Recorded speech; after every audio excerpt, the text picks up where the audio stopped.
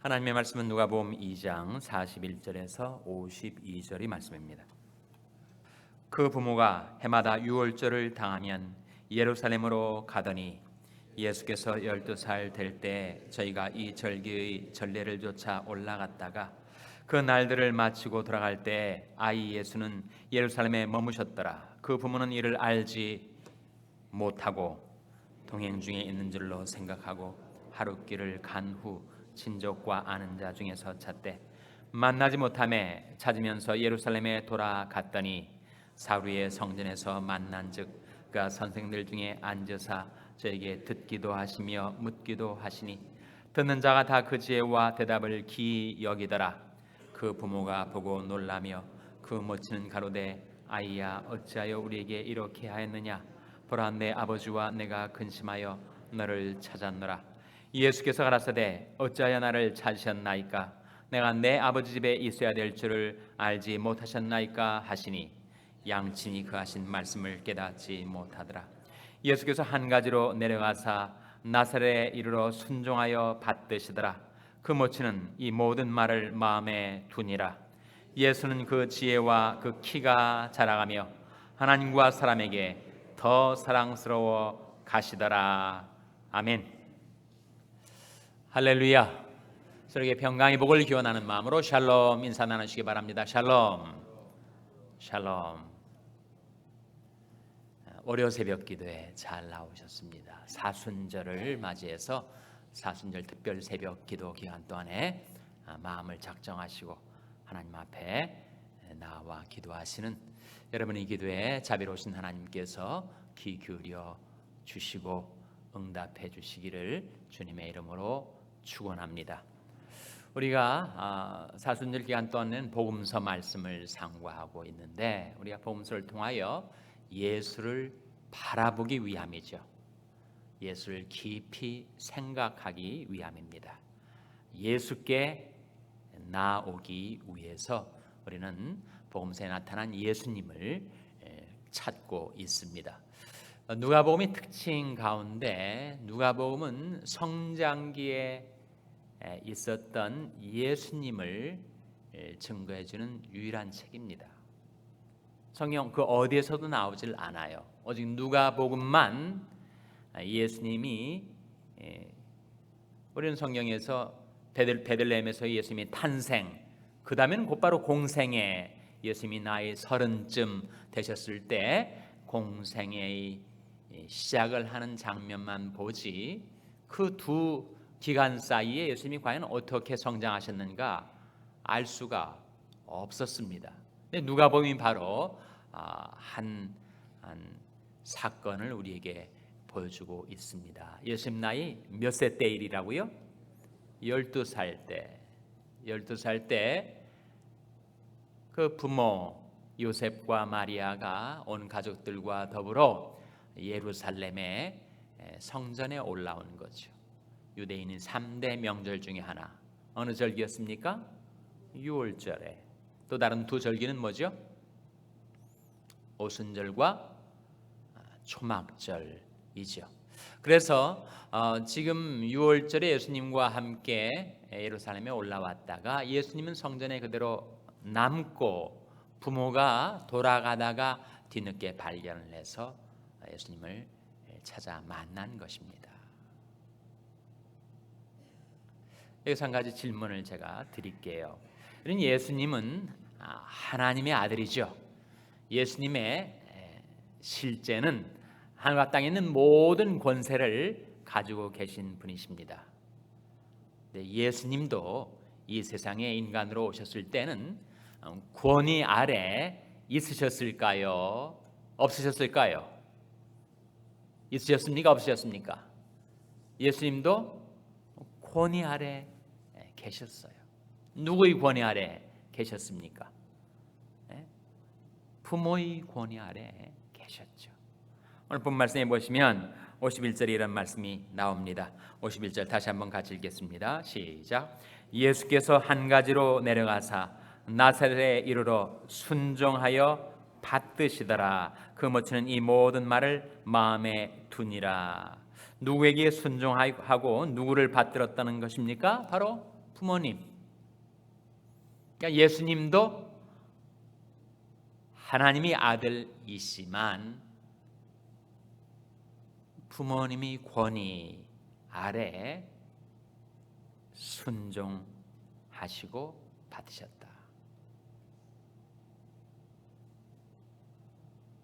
나중에 세례 요한에게 세례를 받을 때도 세례 요한이 권위 아래 주님은 자신을 낮추셨습니다.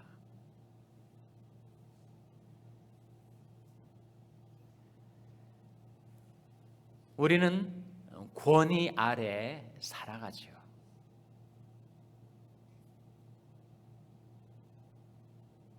교회에서 가장 높은 기구, 당회가 최고 의사결정 기관인가?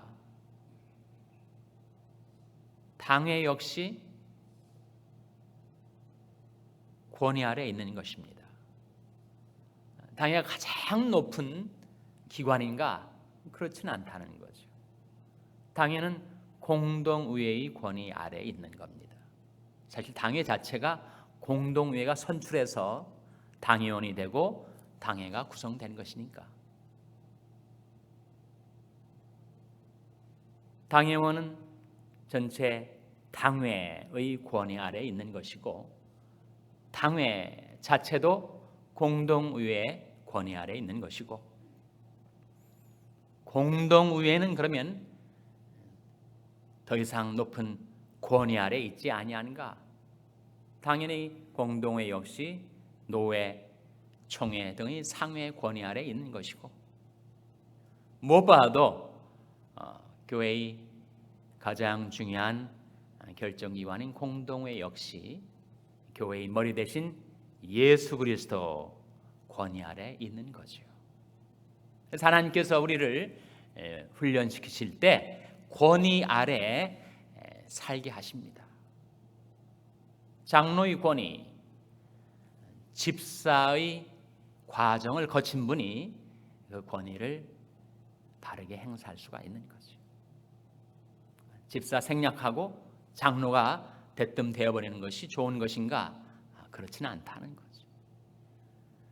저도 도사 시절이 있었습니다. 제가 무슨 도사 시절이 있었는가? 전도사 시절이 있었다는 거죠.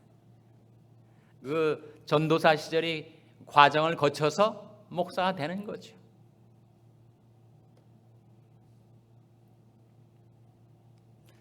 그래서 하나님께서 우리를 훈련시키실 때 권위 아래 사는 훈련을 시켜주십니다.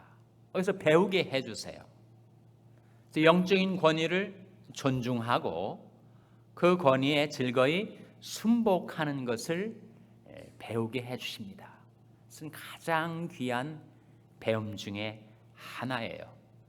영적인 권위를 이해하는 것, 영적인 권위를 존경할 수 있게 된다는 것, 영적인 권위에 순복하며 살면 그 인생이 평안하고 행복한 것입니다. 권위와 자꾸 부딪히고 그리고 권위에 불복하면 자기 인생, 자기 신앙생활이 어려워질 수밖에 없는 거죠. 기억하십시오. 예수님도 하늘과 땅의 모든 권세를 가진 예수님도 이 세상에 사실 때는 권위 아래 사셨다. 권위를 존중하고 권위에 순복하는 것이 평안과 행복에 이르는 길이다라는 사실을 우리에게 깨우쳐주고 있는 것입니다. 여러분 어떻습니까? 예수님은 하나님의 아들이시니까 전혀 배움과 성장이 없으셨는가? 아니면 예수님도 배움과 성장이 있으셨는가? 전자입니까? 후자입니까? 후자죠, 후자. 예수님도 성장하셨어요. 일단 키가 크셨습니다. 지혜도 잘하셨습니다. 하나님과 사람 앞에도 더 사랑스러워 가셨습니다. 성장의 과정이죠. 52절 같이 읽겠습니다. 52절 말씀 시작. 예수는 그 지혜와 그 키가 자라가며 하나님과 사람에게 더 사랑스러워 가시더라. 예수는 이 네 가지 방면에서 성장하셨다.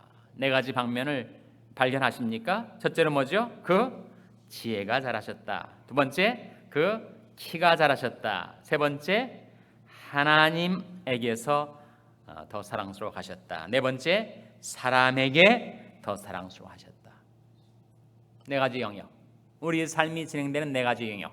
첫째로 영적인 영역, 하나님과의 관계. 둘째로 지적인 영역, 지혜가 자라셨다. 셋째로 사회적인 영역, 사람에게서 더 사랑스러워 하셨다. 넷째로 신체적인 영역, 키가 자라가셨다.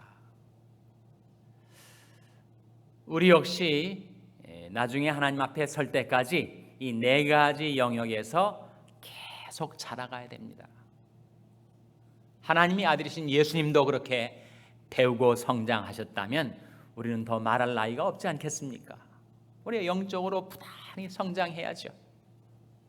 말씀, 기도, 찬송, 봉사, 전도 모든 영역에서 우리는 성장해 가야 됩니다. 지혜와 지식도 마찬가지. 하나님의 말씀의 지혜와 지식과 더불어 인생과 역사가 세계가 어떻게 돌아가는지에 대한 지식을 습득하는 데 있어서도 우리가 성장해야 합니다. 우리가 세상 속에서 하나님의 일을 하기 때문에 이 세상을 잘 이해하는 것, 세상에 대한 지식과 정보를 우리가 습득하는 것에서 우리가 성장할 필요가 있죠. 사회적인 성장, 사람과의 관계, 이 면에 있어서도 우리는 부단히 성장해야 되죠. 과연 우리 중에 누가 나는 이 인간관계에 있어서 나는 완벽하다라고 말할 수 있는 사람이 누가 있겠습니까? 다 부족하죠. 다 한쪽이 잘 되면 또 다른 쪽이 부족하고, 한쪽이 강하면 또 다른 쪽이 연약하고. 그래서 우리가 사회적인 영역에 있어서도 우리가 성장해 가야 합니다. 신체적으로도 마찬가지. 우리가 죽을 때까지 이 몸 가지고 사니까 이 몸을 어떻게 하나님 앞에 깨끗한 도구로, 그릇으로 쓰임을 받을 수 있을까? 우리 항상 점검하고 절제하고 준비하며 살아야 하겠죠. 이 네 가지 영역 속에서 이 균형, 밸런스가 중요합니다. 어떤 사람은 영적으로는 탁월한데 사회적으로는 너무나 부족하고, 어떤 사람은 신체적으로는 뛰어난데 또 지적으로는 모자라고, 그럴 수가 있는데 예수님은 그 네 가지 영역에 있어서 균형 잡힌 성장을 이루셨다라고 하는 본을 우리에게 끼쳐주고 계신 거죠. 그래서 여러분, 주기를 말할 수는 없지만 이따금씩 내가 살아가는 내 인생에 대한 중간 체크, 영적인, 지적인, 사회적인, 신체적인 면에서 내가 지금 어떻게 행하고 있는가, 퇴보하고 있는가, 진보하고 있는가, 한 번쯤은 점검해 볼 필요가 있습니다. 자가 진단이 필요해요. 그래서 이 면에 있어서 내가 참 취약하구나, 너무 모자라구나, 그런 면에 있어서 어떻게 하면 내가 변화될 수 있을까, 관심을 기울일 필요가 있다는 것입니다. 오늘 본 말씀이 보여주는 것, 왜 예수님이 성장기의 모습을 우리에게 증거하고 있는 것인가? 하나님의 아들이신 예수님도 권위 아래 계시면서 부단한 배움과 성장의 과정을 거치셨다라고 하는 사실을 우리에게 보여주고 있는 거죠. 그래서 아주 간명하게 보여주는 말씀이 히브리서 5장 8절 9절이에요. 한번 찾아보시기 바랍니다. 히브리서 5장 8절 9절 말씀을 찾아서 한번 같이 읽겠습니다. 신약성경 357면 히브리서 5장 8절 9절 말씀 우리 찾아서 같이 읽겠습니다. 신약 성경 357면 히브리서 5장 8절 9절 말씀입니다. 같이 읽겠습니다. 시작. 그가 아들이시라도 받으신 고난으로 순종함을 배워서 온전하게 되었은즉 자기를 순종하는 모든 자에게 영원한 구원의 근원이 되시고, 이 말씀 속에 그가, 즉 우리 주 예수 그리스도께서 아들이시라도, 하나님이 아들이시라도 받으신 고난으로 순종함을 어떻게 하셨다고요? 배우셨다. 예수님도 배우셨습니다. 그 고난을 통과하시면서 순종하며 사는 것을 배우셨어요. 그 배움의 과정을 통하여 온전하게 되셨습니다. 그래서 지금도 자기를 순종하는 모든 자에게 영원한 구원의 근원이 되어질 수가 있게 되신 거죠. 우리도 하나님께서 세상에 살면서 여러 권위 아래 우리를 두셨습니다. 가정에서 부모의 권위 아래,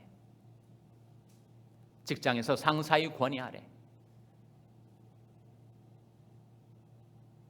교회에서도 당회, 공동회, 못 봐도 교회의 머리 대신 예수 그리스도의 권위 아래, 사회에서도 마찬가지.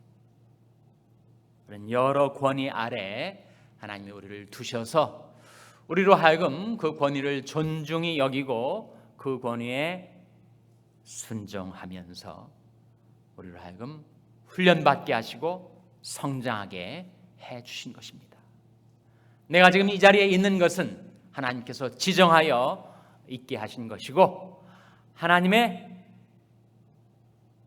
권능의 손에 보호하심 가운데 있게 하는 것이고, 그리고 하나님의 훈련 아래 배우며 있게 하는 것이고, 하나님의 때를 위하여 이 자리에 있게 하는 것이다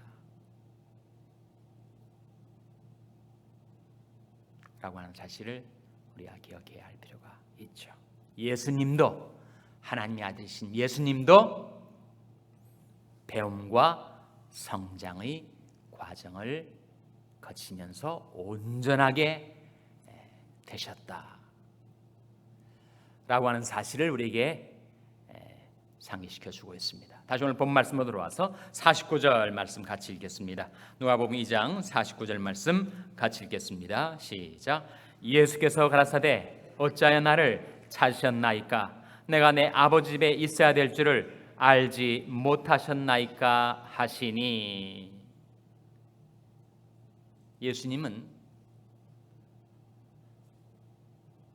하나님 집에 있을 때 가장 행복하셨던 것 같습니다.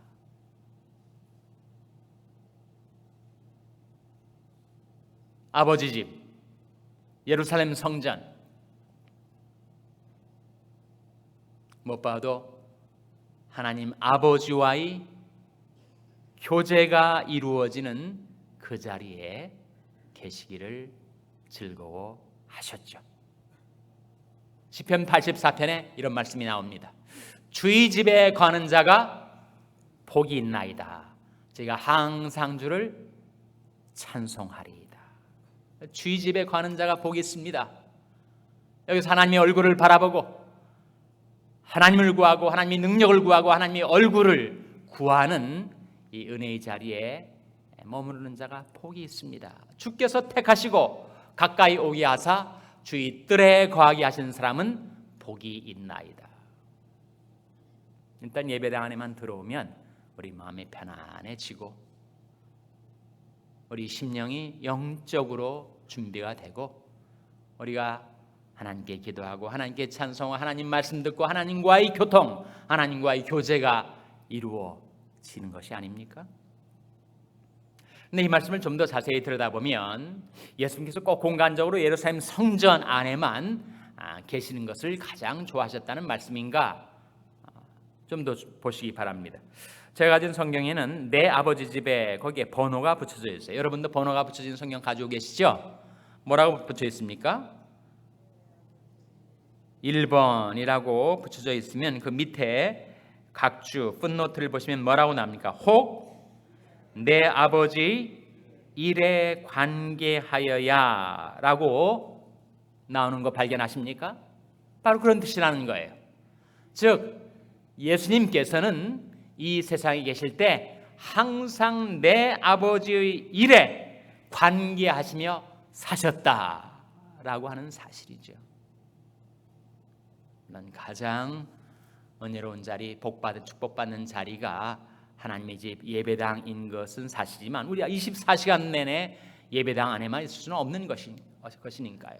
우리는 가정 속에 생활하고 직장 속에 생활하고 세상 속에 생활을 해나갈 때 그때도 여전히 우리는 내 아버지 일에 관계돼서 살아가야 하는 거죠. 우리 삶의 자리가 어디든 간에 내가 지금 행하는 공간이 어디이든지 간에 내가 내 아버지 일에 관계돼서 살면 그야말로 인생이 살 수 있는 가장 보람된 인생이라고 할 수가 있겠죠. 가정에서든 직장에서든 사회에서든 교회에서든 세상에서든 언제나 아버지 일에 관계된 상태로 내 삶이 진행이 되는 것. 너희는 먼저 그의 나라와 그의 의를 구하라. 그러면 이 모든 것을 너에게 더하시리라 하신 말씀대로 하나님을 구하고 하나님의 능력을 구하고 하나님의 얼굴을 구하고 살아간다면 우리가 살아가는 모든 삶의 자리가 다 하나님의 일에 관계된 자리가 될 수가 있는 것입니다. 구약성경에 나타난 히스기야라는 인물, 그가 하나님의 전에 수종드는 일에나 율법에나 계명에나 그 하나님을 구하고 일심으로 행하여 형통하였더라 하신 말씀대로 저와 여러분도 하나님의 전에 수종드는 일에나 율법에나 계명에나 내가 그 어디에 있든지 그 하나님을 구하고 일심으로 행하여 형통케 되시기를 주님의 이름으로 축원합니다. 기도하시겠습니다. 오늘 말씀 기억하며 하나님, 저희들이 예수님처럼 권위 아래 훈련받으며 성장하며 살게 해주시고 무엇보다도 내 아버지 일에 관계된 삶을 살게 해주시옵소서 기도하시기 바랍니다. 우리 자녀들을 위해서 기도할 때 하나님, 저희 자녀들이 영적으로나 지적으로나 사회적으로나 신체적으로나 균형 잡힌 성장을 해나가게 도와주시옵소서 기도하시기 바랍니다. 병상에 있는 연약한 지체들을 위해서 기도해 주실 때 하나님, 그 병상에서도 아버지 일에 관계된 삶을 살게 해 주시옵소서 기도해 주시기 바랍니다.